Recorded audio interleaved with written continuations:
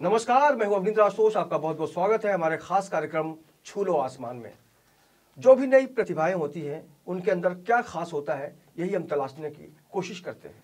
और जिसके अंदर उजाला होता है, जिसके अंदर उम्मीद होती है, जिसके अंदर कुछ ना कुछ कर गुजरने का जज्बा होता है, उसको हम कहीं ना कहीं से महसूस कर लेते हैं। आज उसी कड़ी में आज एक ऐसी प्रतिभा से आप मिलेंगे जिन्होंने बहुत ही कम समय में अपनी एक अलग पहचान बनाई है और उनका जो मकसद है वो बहुत ज़बरदस्त तरीके से हमने महसूस किया है। उनका नाम है निखिल प्रकाश। निखिल, आपका बहुत बहुत स्वागत है। और सबसे बड़ी बात है कि इन्होंने बहुत कम समय में 2 दर्जन से भी ज़्यादा फिल्में बनाई हैं, डॉक्यूमेंट्री फिल्म बनाई है, शॉर्ट फिल्म के ज़रिए इन्होंने दुनिया के अलग अलग देशों में दस्तक दी है। जाहिर तौर पर एक सोच होगी, रचनात्मक सोच, जो इनको जिससे आप प्रभावित हुए होंगे। कैसे आपका सफ़र शुरू हुआ? मैं बाय प्रोफेशन एक सॉफ्टवेयर प्रोफेशनल हूँ। मैंने विधिवत शिक्षा नहीं ली है इस फील्ड की, पर शुरुआती दौर से मुझे फ़ोटोग्राफ़ी और इन सब चीज़ों का, फ़िल्मों का शौक़ रहा है। तो मैं अपने कॉलेज के दिनों से ही DSLR कैमरे से फ़ोटोग्राफ्स करता था, तो कंपोजिशन वगैरह मैंने वहीं सीखा। और काफ़ी दिनों तक जॉब करने के बाद, मैंने HD मीडिया और इन सब जगह जॉब करने के बाद मुझे एहसास हुआ कि वक्त बहुत तेज़ी से भागता है और यही सही वक्त है कि मैं अपने लिए कुछ करूं जिससे मुझको सेटिस्फैक्शन हो। तो मैंने अपनी जॉब छोड़ दी और उसके बाद मैंने एक प्रोडक्शन कंपनी बनाई, डिजिटल सिनेमैटिक्स। चूँकि कुछ चीज़ें होती हैं कि इंसान नहीं कर पाता है अमूमन। जैसे मैं बॉम्बे नहीं आ सकता था, मेरे साथ कुछ समस्याएं थी। मैं बिहार के एक शहर से हूँ, बिहार की राजधानी पटना से हूँ। और तो मेरी ये सोच है कि अगर आपको अपॉर्चुनिटी नहीं मिलती है तो आप एक दरवाज़ा खुद से बनाएं और उसे अपॉर्चुनिटी के लिए खोल दें। वाह वाह। तो मैंने अपनी कंपनी बनाई और I started my own film making firm. मैंने डॉक्यूमेंट्रीज उससे बनाना शुरू की। मेरी पहली ही डॉक्यूमेंट्री अटल बिहारी वाजपेयी जी, उस समय तत्कालीन प्रधानमंत्री थे। तो उन्होंने पुल निर्माण का कार्यक्रम चल रहा था बिहार में, कोसी पुल का, जो कि काफ़ी सामयिक दृष्टि से बहुत महत्वपूर्ण था। तो उस पर मैंने एक डॉक्यूमेंट्री बनाई और उसके बाद से तो फिर विधिवत चालू रहा सब कुछ। और धीरे धीरे सरकारी, गैर सरकारी कई फॉर्म्स जुटते गए, लोगों के बीच में पहचान बनती गई और मैंने इसमें आगे बढ़ना शुरू कर दिया। जब भी आप किसी विषय को सोचते हैं, मन में क्या चलता है कि ऐसे मतलब कौन सी वस्तु कौन सी ऐसी घटनाएं हैं जिससे आप प्रभावित हो जाते हैं, बह जाते हैं उसके साथ? देखिए, सबसे पहले तो मैं बता दूं कि मैंने इसको प्रोफेशनली लिया था, तो पहले मैंने अपने लिए बनाना नहीं शुरू किया। पहले चूंकि मुझको ये पता था कि किसी भी काम को करने के लिए पैसे चाहिए होते हैं, और मेरी माताजी प्रोफेसर और पिताजी बैंक में थे। मैं एक अच्छे परिवार से था, पर हमारी सोच ये नहीं थी कि बच्चों को इस लाइन में भेजा जाए। और हमारी सोच ये थी कि जैसे एक छोटे शहर की सोच होती है कि नौकरी करे और नौकरी करके वो कोई काम करे।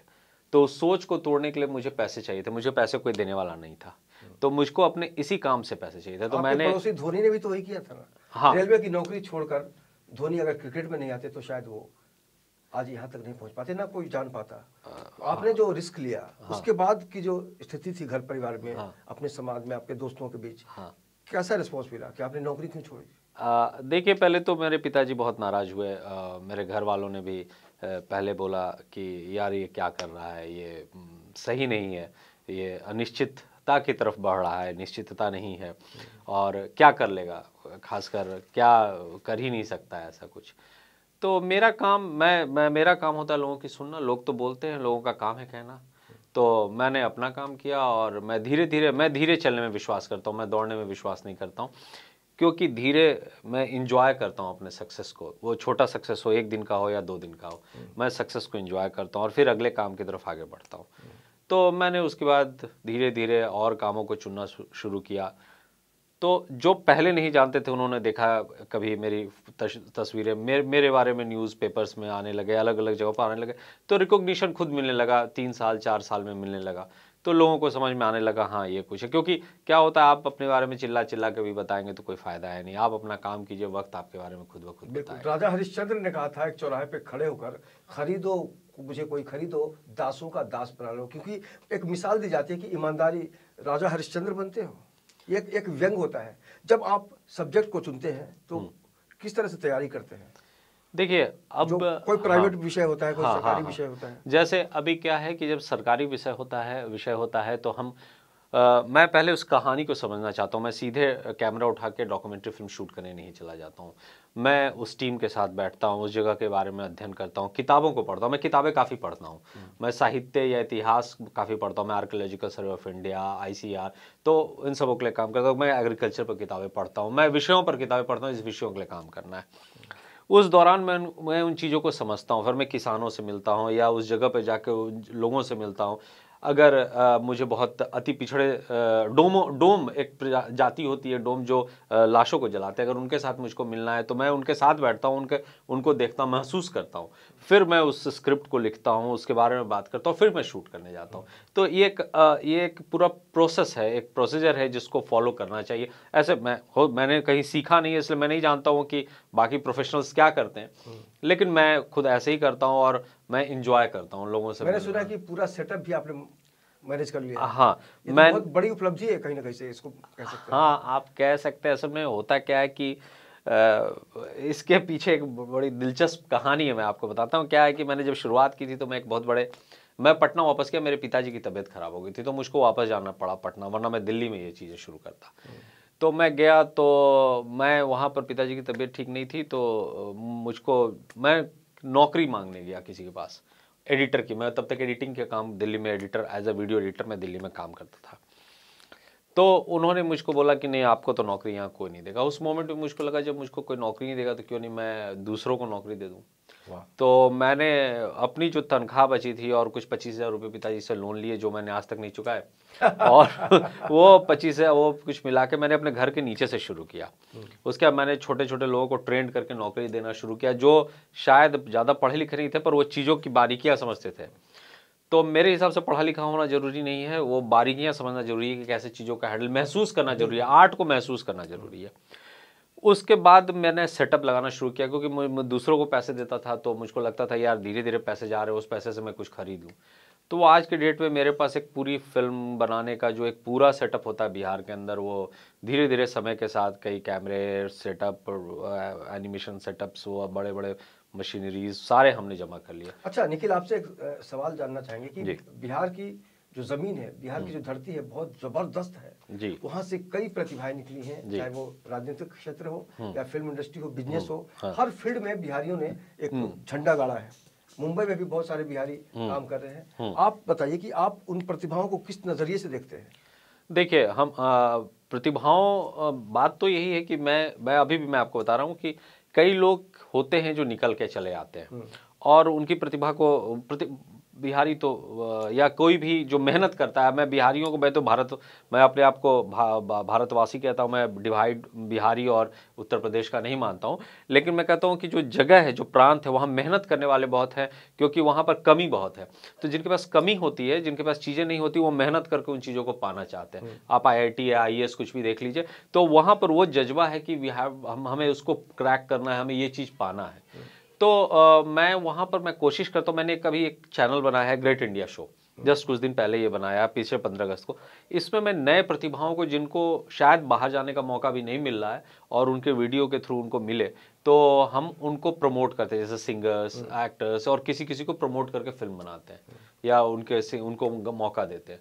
तो इस तरह से हम छोटी छोटी चीज़ें करते हैं कि लोग आगे बढ़ें और जाके, जो मैं नहीं कर पाया समय पर, मैंने बिल्डअप किया अपने एम्पायर को। एम्पायर तो नहीं कह लें, मुझे जो भी छोटा मोटा मैंने जो बिल्डअप किया, तो उससे मैं दूसरे को सपोर्ट करता हूँ। अक्सर जब कोई क्रिएटिव काम होता है तो बहुत ज़्यादा उसमें खर्च बहुत आता है। हाँ। अगर हम शॉर्ट फिल्मों की बात करें तो मार्केटिंग कैसी है इसकी? देखिए, शॉर्ट फिल्मों की मार्केटिंग बहुत ट्रिकी है। आप सबसे बड़ी बात कि जब आप कॉमर्शियल, मैं वही एस्पेक्ट आपको बता रहा था, मैं दूसरों के लिए काम करता था क्योंकि मुझे पैसे की ज़रूरत है। आज मेरे पास पैसे हैं तो मैं अपने लिए शॉर्ट फिल्म बनाता हूँ, अपने लिए डॉक्यूमेंट्रीज बनाता हूँ, अपना चैनल इस्टेब्लिश मैंने किया है। लेकिन सवाल यह होता है कि क्या ये आपको पैसा दे पाता है? तो शुरुआत में आपको ये पैसा नहीं देगा, पर आपको नाम दे पाएगा। और मेरे हिसाब से किसी भी यंगस्टर को पैसे के पीछे नहीं भागना चाहिए शुरुआत में। अगर आपके काम से नाम आपको मिला, शायद अमिताभ बच्चन भी नहीं भागे होंगे अपने समय में पैसे के पीछे, मेरा मानना, मैं तो जानता नहीं हूँ, लेकिन मेरे हिसाब से जो मेहनती व्यक्ति है, मेहनत कर ले तो पैसा खुद ब खुद उसके पीछे जाता है। तो यंगस्टर से मेरा भी यही मानना है कि आप काम करें, काम करते रहे, अपने आप को प्रूव करें, एक दिन पैसा आपके पीछे खुद आएगा। पैसा अगर है तो आपकी ज़िंदगी में खुशबू आ सकती है, क्योंकि फूल खरीद सकते हैं आप, लेकिन कई बार समस्याएं अनचाहे रास्ते से पास आ जाती, बदबू का माहौल बन जाता है।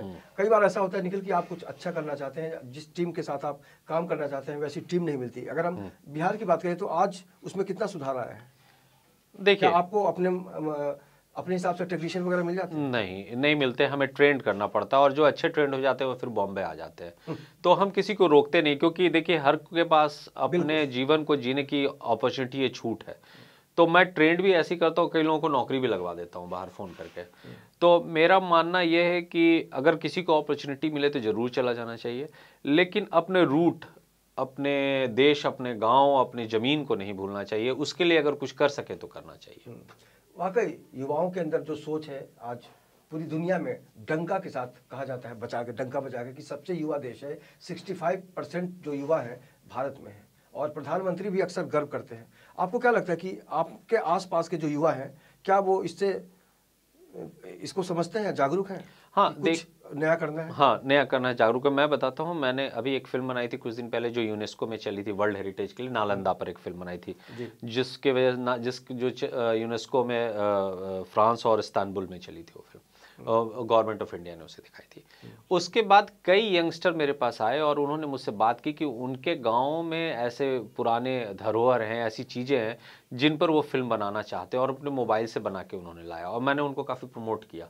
तो क्या है कि अपने कल्चर को एक एग्जाम्पल सेट करने पर अपने आपके बगल बगल कई लोग हैं जो शायद वो आगे बढ़ने के लिए तत्पर होते हैं और आपसे पूछते हैं मैं कैसे बढ़ूंगा, और हमें मदद करनी चाहिए उनको कि आप ऐसे बढ़ सकते हैं। तो युवाओं में तो भी बहुत प्रतिभा है, और मैंने बहुत ज़बरदस्त युवा वर्ग देखा। अभी नए आने वाला जनरेशन और भी ज़बरदस्त है।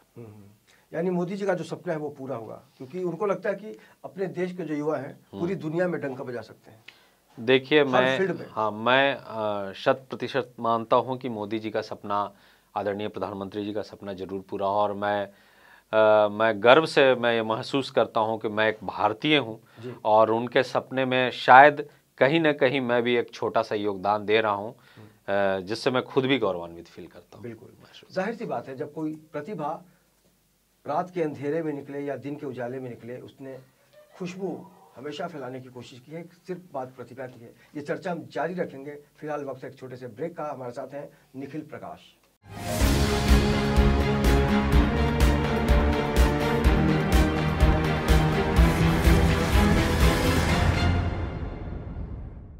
Kabir, please open the door, otherwise I will shout. तुम चिल्लाओगी? सच में चिल्लाओगी? मुझे चीखें बहुत पसंद है। चिल्लाओ, चिल्लाओ ना।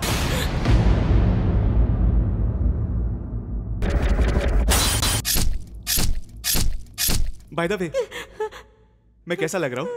हाँ, तुमको पता है मैं जब भी किसी लड़की को मारता हूँ ना, तो मैं ऐसे ही तैयार होके आता हूँ। It's my style.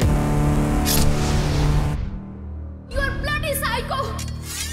मैं बहुत सॉफ्टली मारता हूँ, मेरी बात मानो, तुम भी मेरे साथ आ जाओ। लोगों को मारने में बहुत मजा आता है। You will enjoy. तुम्हारे हाथ नहीं काटेंगे मेरे इस खूबसूरत जिस्म के छोटे छोटे टुकड़े करते समय? मैं तो उन टुकड़ों को भी और छोटे छोटे टुकड़े करूंगा। हाँ, बहुत मजा आएगा।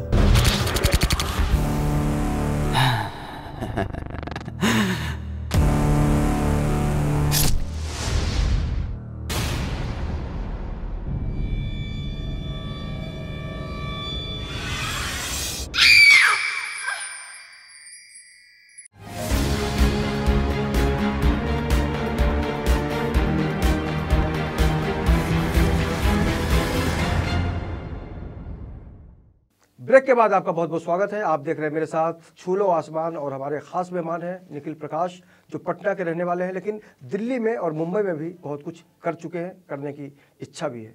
ब्रेक के बाद एक बार फिर से आपका स्वागत है निखिल।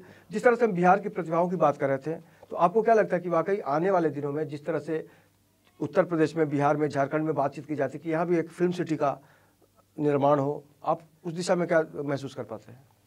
देखिए ये तो सरकारी व्यवस्था है, अगर सरकार करती है तो बहुत बेहतर है, रोजगार आएगी। वो झारखंड में तो है, बाकायदा झारखंड में काफ़ी फिल्में शूट हो रही हैं, बड़ी बजट की फिल्में शूट हो रही हैं। अभी बेगम जान की शूटिंग हुई और कई फिल्मों की शूटिंग हुई, वहाँ सरकार सब्सिडी देती है, तो सरकार कार्यरत है इस तरफ और वहाँ काफ़ी प्रोत्साहन है। और उससे क्या होता है कि आप जो है स्थानीय रोजगार का भी अवसर प्राप्त होता है, स्थानीय लोगों को रोजगार का अवसर प्राप्त होता है। तो बिहार सरकार को भी ये चीज़, इन चीज़ों को करना चाहिए, क्योंकि जैसे यहाँ महाराष्ट्र में गुजराती फिल्मों पर सब्सिडी है और कई जगह पर स्थानीय फिल्मों पर सब्सिडी है क्षेत्रीय भाषाओं की, तो वहाँ पर सब्सिडी मिलनी चाहिए। लेकिन मेरा मानना है कि जो भोजपुरी या मैथिली में जो एक स्तर है, उस स्तर की फिल्मों को मिलना चाहिए, जब न कि स्तरहीन फिल्में जो आजकल बॉम्बे में रह के लोग बना रहे हैं उनको मिलनी चाहिए, मतलब जैसा मुझको लगता है। उन लोगों को क्या कहना चाहेंगे जो बहुत कुछ करना चाहते हैं जीवन में, लेकिन तकनीकी रूप से खुद को विकसित नहीं करना चाहते हैं? आज तो तकनीक का ज़माना है। देखिए, जैसे आपको भी धीरे धीरे पता चला होगा हाँ। कि भाई ये तकनीकी रूप से नॉलेज होना ज़रूरी है, जबकि कोई शिक्षा नहीं ली आपने, विशेष ट्रेनिंग नहीं ली। हाँ, देखिए ये तकनीक का सीधा अर्थ है ज्ञान से। अगर आप अपने आप को अपग्रेड, सॉफ्टवेयर के नॉलेज में जिसको कहते हैं, अपग्रेड नहीं करते हैं, या मतलब आप जानकारी नहीं जुटाते हैं, पढ़ते नहीं हैं, तो आप किसी भी फील्ड में आगे नहीं बढ़ सकते, आप वहीं के वहीं रह जाएंगे। और रोज़, जैसे आज की तकनीक रोज़ विकसित हो रही है, रोज़ नई तकनीकें आ रही हैं, तो आप इंटरनेट के माध्यम से पढ़ें या किसी भी माध्यम से पढ़ें, आपको वो अपने आप को जागरूक रखना पड़ेगा। कूप मंडूक बनने से काम नहीं चलेगा, आपको दुनिया ग्लोबल दृष्टिकोण से देखना पड़ेगा। ये पूरी दुनिया बृहद रूप से फैली हुई है, आपको उस दृष्टिकोण से देखना पड़ेगा। आप पटना में भी रह के हॉलीवुड की चीज़ों को अपना सकते हैं और आपको कोई नहीं रोक सकता, सारे ऑपरेटर्स अवेलेबल हैं, सब कुछ अवेलेबल है। अगर आप तकनीकी रूप से सक्षम हैं तो आप वहाँ कर सकते हैं। हमने आज से 8 साल पहले, 10 साल पहले वहाँ जब कोई क्रोमा नहीं काटता था, तो हमने क्रोमा काट के और वो ज्वालामुखी, एक सीन में ज्वालामुखी बनाया। फिर हमने वहाँ पर जो कब 3D नहीं करता था, तो हमने पूरे के पूरी गंगा किनारे जो ये पाथवे बन रहा है उसका हमने 3D बनवाया। तो उस समय वहाँ कोई नहीं करता था, बॉम्बे के लोग, दिल्ली के लोग करते थे, हमने वही किया। हमने कई ऐसी चीज़ों को इम्प्लीमेंट किया जो टेक्निक यूएस में होती है, जो शायद दिल्ली में भी लोग नहीं जानते थे, और हमने वहाँ इम्प्लीमेंट किया क्योंकि हमारे पास नॉलेज है, इसलिए हमने कम रिसोर्सेज में इम्प्लीमेंट कर दिया। एक सोच होनी चाहिए। हाँ, सोच होनी चाहिए, आपको पता होना चाहिए आप क्या कर सकते हैं। हमारे पास नॉलेज थी, हमने कम रिसोर्सेज में उन सब चीज़ों को इम्प्लीमेंट कर दिया।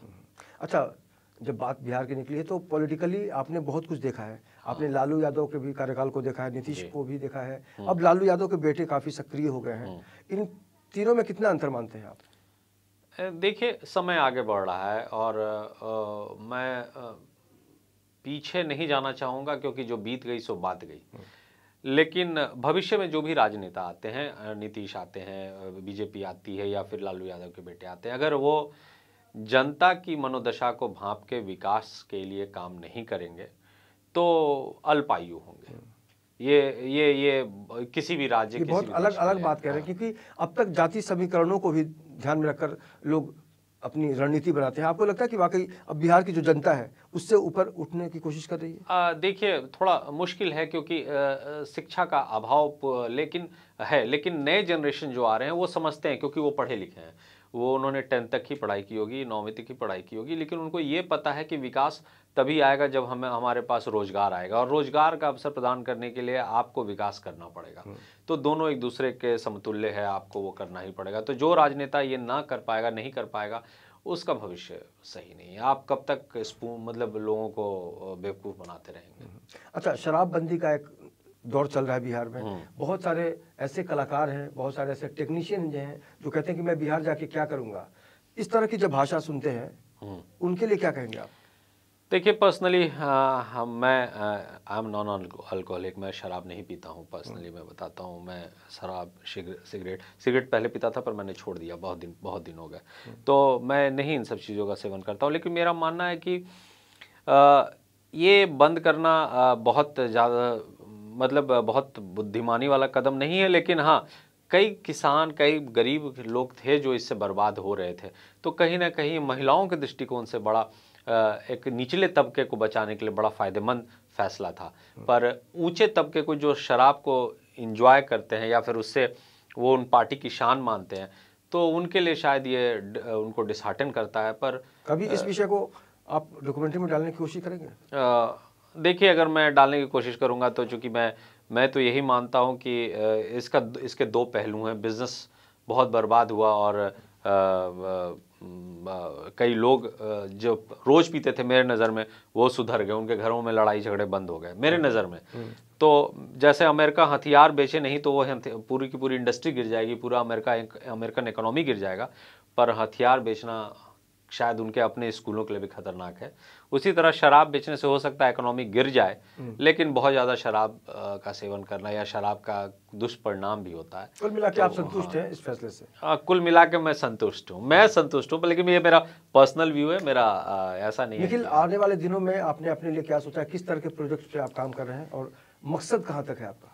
देखिए, आने वाले दिनों में मैं कई शॉर्ट फिल्में कर रहा हूँ और नए प्रतिभाओं को डायरेक्टर, राइटर और सिंगर बनने का मैं मौका दे रहा हूँ। We are not charging for them, हम चार्ज नहीं करते हैं उसके लिए। ये हम किसी से कोई चार्जेस नहीं लेते हैं। वो आते हैं हमारे यहाँ, हम उनके टैलेंट को देखते हैं, अगर हमें लगता है वो टैलेंटेड है तो हम उनको मौका देते हैं और आगे भी हम यही करते रहेंगे। लेकिन हमारा प्योर मोटिव है, अभी हमारी मेरी 3 कंपनियाँ चलती हैं, मैं उनके पैसे से ये ग्रेट इंडिया शो चलाता हूँ। तो मेरा मोटिव है इस चीज़ों को आगे बढ़ाना और ये एक हमारा टैगलाइन है, कीप योर कल्चर अलाइव। आप अपनी संस्कृति, आप हिंदू हो, मुस्लिम हो, सिख हो, ईसाई हो, किसी भी वर्ग के हो, आदिवासी हो, आपका जो कल्चर है उसको जिंदा रखें। जो आपकी संस्कृति है, जो आपके पूर्वजों ने आपको दिया, उसको जिंदा रखें। उसको नई सोच और नई पश्चिमी विचारधारा के आगे नतमस्तक ना होने दें, उसको ख़त्म ना होने दें। मेरी यही सोच है। तो उसी सोच को लेकर मैं चल रहा हूँ। अगर कोई लोकगीत गाता है तो मैं उसको मौका देता हूँ, ना कि मैं नई फिल्म गीत गाने वाले को नहीं मौका देता हूँ। मैं लोकगीत, और वो भी ऐसे लोकगीत जो आदिकाल से चल रहे हैं, जो पुराने व्यंजन बनाते हैं उनको मौका देता हूँ, जो पुरानी कहानियाँ सुनाते हैं उनको मौका देता हूँ। तो मैं वैसी चीज़ों को मौका देता हूँ। अभी हम एक फिल्म बना रहे हैं रेप विक्टिम के आफ्टर इफेक्ट पर, उनको उसके बाद उनका इफेक्ट क्या होता है, तो काफ़ी रिसर्च वाली सब्जेक्ट है, तो हम उस पर बना रहे हैं। अभी वो फिल्म शूटिंग चल रही है लगातार। उसी संदर्भ में मैं थोड़ा मुंबई भी आया हुआ था, तो मैं लगातार उसके संदर्भ में काम करता हूँ। लिट्टी चोखा, हाँ, जो व्यंजन की बात आपने की, तो आज हाईटेक हो गया है। हाँ, उसको कैसे देखते हैं? देखिए, लिट्टी चोखा बड़ा जबरदस्त ऑनलाइन मैंने सुना है ऑनलाइन भी आप घर बैठे मंगा सकते हैं लिट्टी। हाँ, लिट्टी चोखा एक ऐसा व्यंजन है जिसको आमिर खान भी पटना आके वो उंगलियां चाट के खा रहे थे। अच्छा। लिट्टी चोखा एक ऐसा व्यंजन है जिसको आप इनकार नहीं कर सकते हैं। जैसे हर जगह की एक अपनी विशेषता होती है, दही बल्ले, फाफड़ा, वैसे बिहार में लिट्टी चोखा। लिट्टी गरीबों का खाना है, कम में आपको भरपूर न्यूट्रिएंट्स मिलते हैं। सत्तू प्रोटीन के साथ होता है, और चोखा आपको सब्जी, बैगन की सब्जी और आलू को मैश करके बनाया जाता है। मतलब कि इसकी टेस्ट की बात आप कभी किचन में जाते हैं तो क्या किस टाइप का आइटम बनाना चाहते हैं? देखिए, मैं किचन में सिर्फ बर्तन धोने के अलावा कुछ और नहीं जानता हूँ और यही मैंने सीखा है। और ये तो सबसे महान काम है ना। मैं उसी में एक्सपर्ट हूँ। हाँ, मैं सारे बर्तन धो सकता हूँ। आप मुझको जब भी बोलें, आपके घर के, अपने घर के, मैं उसी में एक्सपर्ट हूँ, चमका दूंगा मैं। बिल्कुल ऐसी सोच उसी युवा में होती है जो बिल्कुल रचनात्मक सोच रखता है। ऐसे भी लोग हैं जो इस उम्र में गलत रास्तों पे चले जाते हैं। बहुत सारे लोग पढ़ लिख के भी ना गलत रास्ते पे चले जाते हैं। उन लड़कों को क्या संदेश देना चाहेंगे? कैसे वो ठीक हो सकते हैं? देखिए, मेरे हिसाब से सबसे पहले तो अपने एम को क्लियर कर लेना चाहिए शुरुआती दौर से ही। आप ऐसे जगह ना, कहते हैं man is known by his own company. आप दोस्ती उन्हीं से रखिए जो आपको कहीं आगे लेके जा सकें, आपके जैसे उनके विचार अच्छे हों। आप जैसे विचार वालों से दोस्ती करेंगे, आपकी जिंदगी वैसी ही बनेगी। यानी जैसा अन्न वैसा मन। जैसा अन्न वैसा मन। तो आप अगर यंग हैं तो आप जिस लाइन में जाना चाहते हैं, जो चीज़ें आपको लगता है आपके भविष्य के लिए अच्छी हैं, उनसे आप उनके तरफ पहले जुड़ने की कोशिश करें। बेकार चीज़ों में समय ना बर्बाद करें। आज इंटरनेशनल लेवल पे बहुत सारी फिल्में जा रही हैं। आपको क्या लगता है कि वाकई इंडिया कहाँ है वहाँ पे? देखिए, भारत तो बहुत आगे आ गया। भारत की जो नई फिल्मी पीढ़ी है वो मेरे हिसाब से अब तो अच्छे फ्रेंच सिनेमा और इटालियन सिनेमा के लेवल पर जा रही है।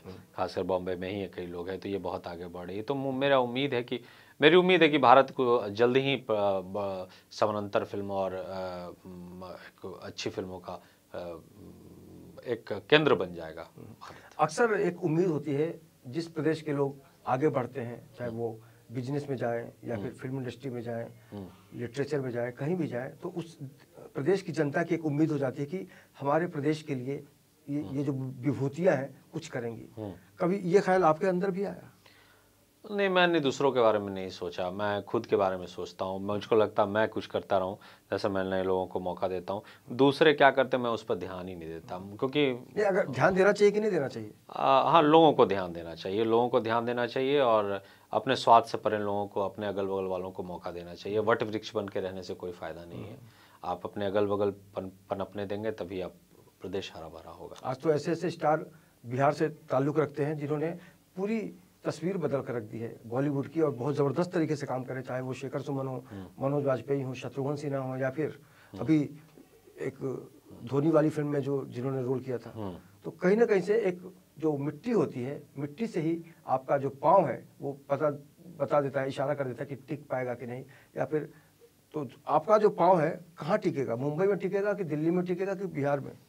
पता नहीं, अभी मुझे कुछ पता नहीं, मैं तो राहगीर। ले चल मुझे बुलावा देकर मेरे नाविक धीरे धीरे, ऐसा सोच रहे हैं? मैं तो बस चला जा रहा हूँ जहाँ कदम ले जाए। तो जहाँ कदम ले जाए वहाँ तो इंसान चला ही जाएगा, लेकिन आने वाले दिनों में जो मकसद आपने सोचा होगा कि एक टारगेट तो होगा ही कि मुझे यहाँ तक पहुँचना है, वो क्या है? देखिए, मेरा टारगेट तो बहुत हास्यास्पद है, लेकिन लोग हंसते हैं, लेकिन मेरा टारगेट है कैंस और ऑस्कर। अब भविष्य बताएगा क्या होगा। कहीं ना कहीं से ऑस्कर की बात कहकर आपने अपने पूरे मिजाज का जो रंग है वो बता दिया है। हम दुआ करेंगे कि आप आने वाले दिनों में उसी रफ्तार से आगे बढ़ें और आपका जो ख्वाब है वो ज़रूर पूरा हो। हमसे बात करने के लिए बहुत बहुत शुक्रिया और बहुत बहुत शुभकामनाएं। तो इस खास चर्चा में इतना ही। बाकी की खबरों के लिए आप देखते रहिए इन 24 न्यूज़ और मुझे दीजिए इजाज़त। नमस्कार।